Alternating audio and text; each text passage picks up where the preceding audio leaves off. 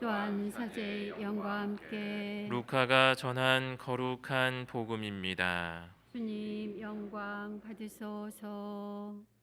그때 하느님께서는 가브리엘 천사를 갈릴레아 지방 나자렛이라는 고을로 보내시어 다윗 집안의 요셉이라는 사람과 약혼한 처녀를 찾아가게 하셨다.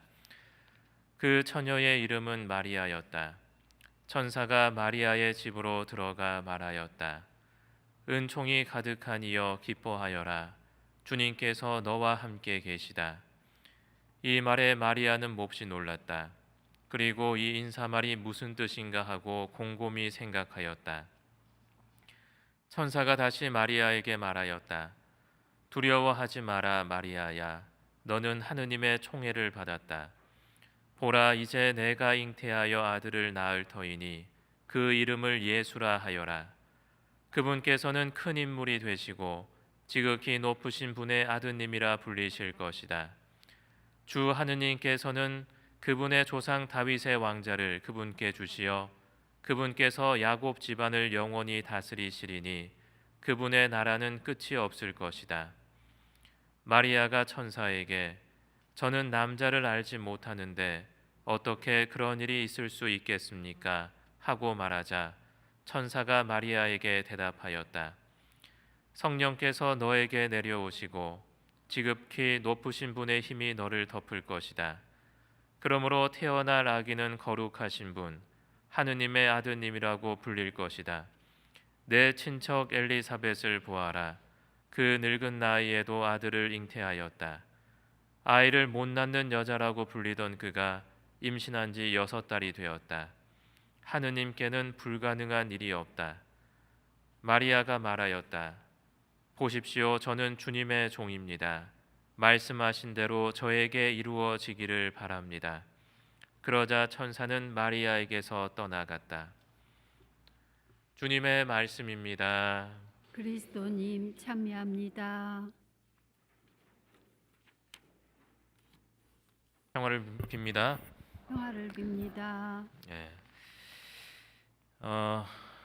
원래 12월 8일 내일이 원죄 없이 잉태되신 복되신 동정 마리아 대축일인데 대림 2주일이기 때문에 오늘 미사를 하게 되었습니다. 오늘 의무 대축일이죠. 우리가 알고 있는 성모님에 대한 사대 교리는 뭐죠? 사대 교리. 가끔씩 이렇게 물어봐야지 치매 예방도 되고 예. 상품이 없네요. 그래서 제가 하겠습니다. 예. 사대 교리는 천주 모친, 평생 동정, 무염신태, 몽소 승천입니다. 맞습니까? 네. 저도 쓰면서 이게 맞나 안 맞나 헷갈리더라고요. 네. 그래서 이 네 가지 교리는 성모님과 하느님과의 관계 안에서 사실은 성립하는 그러한 것을 말로 풀어쓴 것에 불과한 것이 아닌가 생각을 합니다. 그래서 이 네 가지 성모님의 사대 교리를 이제 보면서 나와 하느님과의 관계를, 하느님과 인간과의 관계를 생각해 볼 수 있는 것이죠. 원죄 없으신 잉태란 과연 무엇입니까? 이것은 성모님께서 죄에 물들지 않았음을 의미합니다.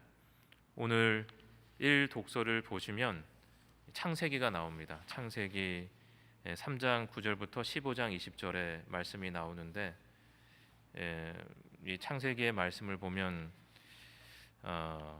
부부 싸움은 그때부터 있었구나 하는 것을 우리가 잘 알고 있기 때문에 너무 우리 자매님들 또 형제님들 부부 싸움 한다고 걱정하지 마시고 이때도 있었구나, 그래서 지금도 있구나 이렇게 생각하시면 될 것 같고, 이제 1독서에는 원죄 이후에 구세주에 대한 최초의 언급이 나옵니다.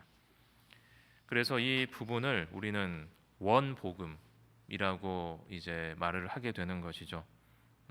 기쁜 소식이 이때도 있었다는 것이죠. 원래의 어떤 유형의 그러한 최초의 구세주에 대한 예언이 우리를 구원해 줄 그런 구세주에 대한 언급이 나오기 때문에 우리는 이 부분을 원복음이라고 부릅니다. 그렇다면 그 이전엔 또 원죄가 나오는 것이죠. 원죄 때문에 우리가 에덴 동산에서 아담과 하와가 에덴 동산에서 추방되었기 때문에 이 원죄가 나오고 그 다음에 또 구세주에 대한 얘기가 그 다음 이어서 나온다는 것이죠. 그래서 보면 인간이 죄를 지음과 동시에 또 구원까지 이야기를 하고 있는 것을 보면 하느님께서 얼마나 자비하신가라는 것을 우리는 느낄 수가 있습니다. 그렇다면 이 원죄란 무엇인가? 오늘 원죄 없이 잉태되신 복되신 동정 마리아 대축일 중에서 이걸 가만히 들여다보면 이 원죄가 없다라는 것이 이제 주요한 내용인데 우리가 또 원죄란 무엇인가 하는 것을 살펴봐야 된다는 것이죠. 그래서 원죄란 것은 하느님을 거슬러서 인간이 하느님과 멀어지게 된 것을 이야기합니다. 인간이 뱀의 유혹에 넘어가서 하느님을 저버린 것이 원죄라면 이제 다시 인간이 뱀의 유혹을 물리치고 하느님과 다시 결합하게 되는 것이 구원이라고 할 수 있다는 것이죠. 그래서 예수님께서 이러한 구원을 우리에게 주셨다는 것입니다. 원죄의 결과는 인간이 하느님과 멀어진다는 것이죠. 아담과 하와는 선악과를 먹은 후에 하느님 앞에 나서기를 부끄러워하게 됩니다. 그렇죠. 죄로 인해서 하느님과 멀어지게 된다는 것이죠. 그래서 후회하고 방황하게 되는데 하느님이 주시는 은총에서 벗어난 존재가 되었습니다. 인간은 이러한 원죄를 짊어지고 살아가게 된다는 것이죠. 바로 원죄라는 것은 은총에서 벗어난 상태다라고 생각을 하면 될 것 같습니다. 이 은총은 그리고 하느님과 맺는 그러한 관계가 아닌가. 그런데 이러한 원죄에 물들지 않는 인간이 있는데 그가 바로 성모님이시라는 것이죠. 무염 시태가 교리로 확정된 것은 사실 얼마 되지가 않았습니다. 지금으로부터 한 200년도 안 된 1854년에 교리로 확정됐는데 하지만 오랫동안 많은 사람들이 성모님의 원죄 없으신 잉태를 믿고 있었다는 것이죠. 왜냐하면 성모님께서 구세주를 낳으신 분이며 은총이 가득한 분이시기 때문입니다. 은총이 가득하지 않다면 성모님께서 어떻게 구세주를 낳으실 수가 있는가? 이것은 하느님께서 마리아에게 은총을 가득히 내려주신다는 것이죠. 그것이 바로 오늘 복음에 잘 나와 있습니다. 천사가 마리아께 말합니다. 은총이 가득한 이여 기뻐하여라. 주님께서 너와 함께 계시다. 가브리엘 천사가 마리아께 말하는 것이죠. 그리고 두려워하지 마라 마리아야. 너는 하느님의 총애를 받았다. 보라 이제 내가 잉태하여 아들을 낳을 터이니 그 이름을 예수라 하여라. 그분께서는 큰 인물이 되시고 지극히 높으신 분의 아드님이라 불리실 것이다 라고 천사가 이야기를 합니다. 하지만 성모님께서 은총이 가득하시다고 해서 당연히 구세주를 낳는 선택을 해야 하는 것은 아니었죠. 성모님께서는 죄에 물들지 않았기에 원죄 이전의 여자와 동등한 출발선에 서게 됩니다. 그렇겠죠. 최초의 여자인 하와도 원죄 이전에는 하느님과 얼굴을 보고 대화를 했잖아요. 그런데 성모님께서도 그러한 위치에 계셨다는 것이죠. 원죄가 없었다는 것은 은총이 충만한 상태이기 때문에 하느님을 당당히 바라보고 만날 수 있는 사람이었습니다. 똑같은 자유의지를 가지고 있었지만 하와는 그 은총의 상태에서도 이제 선악과를 따먹는 선택을 하게 된 것이고 성모님께서는 이제 구세주를 낳는 그러한 선택을 하게 된 것이죠. 죄짓기 이전에 하와는 단순히 여인이라고 불리었고 오늘 복음에 나와 있죠. 죄짓기 이전에 여인이라 불렀지만 이제 죄를 지은 다음에 사람은 자기 아내의 이름을 하와라 하였다라고 되어 있습니다. 그리고 예수님도 성모님께 계속 뭐라고 부릅니까? 엄마라고 안 부르고 계속 여인이여 이렇게 부르시잖아요. 하지만 하와는 하느님처럼 되고 싶어서 하느님을 거슬러서 선악과를 따먹었지만 성모님께서는 하느님께 순명하여 이 세상에 하느님을 낳는 사람이 되었다는 것이죠. 놀랍지 않습니까? 네. 그래서 난 내가 쓰고서도 참 놀라워했었는데 감탄했었는데 우리 신자 여러분들은 역시 세상은 내 마음대로 되지가 않습니다. 예, 하와는 하느님처럼 되고 싶어서 하느님을 거슬렀지만 마리아는 하느님께 순명해서 이 세상에 하느님을 낳는 사람이 되었다. 예, 제가 쓰고도 놀랐어요. 저는 예, 하느님께서는 인간에게 자유 의지를 주셨고 성모님은 자신의 의지로 이 세상에 구세주를 낳는 사람이 되었다는 것이죠. 우리도 세례를 받음으로써 원죄에서 벗어나게 되고 배우셨죠? 네, 세례 받음으로써 원죄에서 벗어나게 되고 하느님의 은총 상태에 머물게 되었습니다. 그래서 세례를 받으면서 우리는 무엇을 믿게 됩니까?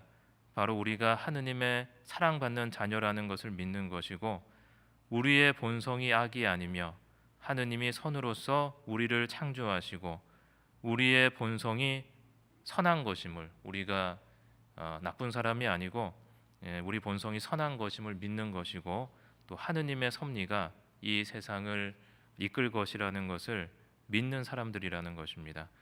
그리고 이 세상에 우리가 하느님을 낳을 수 있는 그러한 사람임을 믿는다는 것이죠.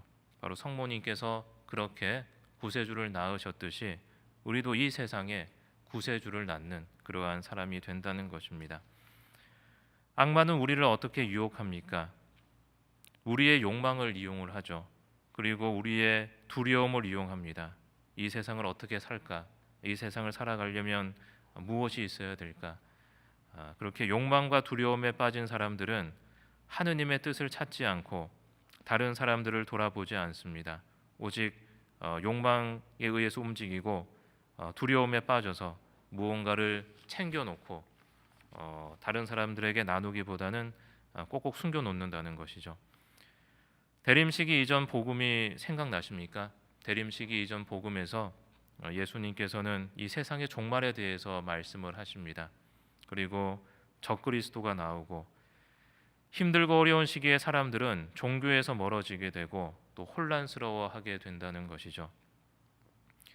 원죄에서 해방된 우리는 그래도 죄를 짓게 됩니다. 죄의 성향이 남아 있다고 설명을 합니다. 그렇다면 은총지위는 무엇이고 은총이 과연 무엇이기 때문에 무엇이길래 우리는 은총에 대해서 이야기를 하게 되는가라고 질문할 수 있습니다. 은총 지위에 있는 사람은 하느님의 뜻이 무엇인지 계속 질문할 수 있는 사람이죠. 하느님과 멀어져서 은총 지위가 없는 사람은 하느님의 뜻을 묻지 않고 자신의 뜻이 무엇인가 하는 것만을 생각하고 자신의 욕망에 따르게 되는 사람입니다. 죄에 떨어진 사람은 더 이상 하느님께 질문하지 않고 하느님의 뜻이 무엇인지 알려고도 하지 않고 그리고 그렇기 때문에 자연스럽게 하느님의 뜻을 따를 수가 없는 그러한 인간이 된다는 것이죠. 그렇다면 원죄 없이 잉태되신 마리아는 어떻습니까? 원죄가 없다, 은총이 충만하다는 것은 하느님의 뜻을 누구보다도 잘 아신다는 뜻이며 하느님의 마음을 누구보다도 더 잘 헤아린다는 것이고 하느님의 뜻을 찾기 위해서 누구보다 더 노력한다는 그러한 뜻입니다. 은총에 사람이 은사를 받아서 병을 치유하고 마귀를 쫓아내고 그런 것들은 하느님의 뜻을 따르는 결과일 뿐이지 다른 뜻이 아닌 것이죠. 제일 은총이 충만하신 성모님께서 누구를 치유하시고 마귀를 쫓아내고 하는 것을 복음에서 보셨습니까? 그렇지 않죠. 항상 겸손하게 하느님의 뜻이 무엇인지 고민하고 그리고 오늘 복음에 나오는 것처럼 보십시오, 저는 주님의 종입니다. 말씀하신 대로 저에게 이루어지기를 바랍니다. 라고 말씀하시는 것입니다. 이러한 성모님을 십자가에 매달린 예수님께서는 우리들의 어머니가 되게 하셨고 은총이 가득하신 마리아는 또한 그것을 받아들이셨다는 것이죠. 하와가 육적인 생명의 어머니라면 성모님께서는 우리의 영적인 어머니십니다. 하느님의 뜻을 잘 모르는 우리에게 누구보다 하느님을 잘 알고 있는 성모님께서 성모님을 예수님께서는 우리들에게 어머니로 주셨기 때문에 우리는 성모님께 이제 매달리가 되는 것이죠. 우리가 하느님과 멀어졌을 때, 그리고 우리가 하느님의 뜻을 잘 헤아리지 못할 때, 우리가 하느님의 뜻을 따르기를 망설일 때 누가 우리에게 힘을 줍니까? 누가 우리를 유혹하는 악마와 싸울 수 있도록 우리에게 용기를 줄 수 있습니까? 바로 죄에 물들지 않는 원죄 없으신 성모님께서 그렇게 우리를 도와주신다는 것입니다. 오늘 마지막으로 우리 미사 시작 전에 성모 성심 봉헌문을 읽었는데 강론 마지막으로 이 성모 성심 봉헌문 읽으시면서 오늘 제가 강론한 내용들을 생각하시면서 한번 같이 성모 성심 봉헌문 낭독해 보도록 하겠습니다. 오 원죄 없으신 마리아님, 하늘과 땅의 여왕이시며 죄인의 피난처이시고 지극히 자비로우신 어머니, 주님께서 당신 손에 모든 것을 맡기셨으니 부당한 죄인인 저는 당신 발 아래 엎드려 겸손하게 바라오니 당신의 온전한 소유로 저를 받아주시어 저의 영혼과 육신의 모든 능력과 저의 온 삶과 죽음, 영혼을 원하시는 대로 하소서. 당신의 뜻이라면 저를 쓰시되 남김없이 쓰시어 그 여인의 후손에게 머리를 밟히리라 하신 말씀과 당신 홀로 세상의 모든 이단을 물리치셨도다 하신 말씀을 이루어 주소서. 그리하여 냉담하고 헤매는 모든 일을 위하여 당신의 영광을 심고 가꾸는 일과 지극히 거룩하신 예수 성심의 나라를 전파하는데 저를 당신의 원죄 없으시며 자비로우신 손의 도구가 되게 하소서. 이는 예수 성심으로부터 모든 은총이 성모님의 손을 통하여 흘러나오기에 당신이 이르시는 곳마다 회개와 성화의 은총을 전해 주시는 까닭이옵나이다. 거룩하신 동정 마리아님, 당신을 찬미하오니 악의 세력을 물리칠 힘을 주소서.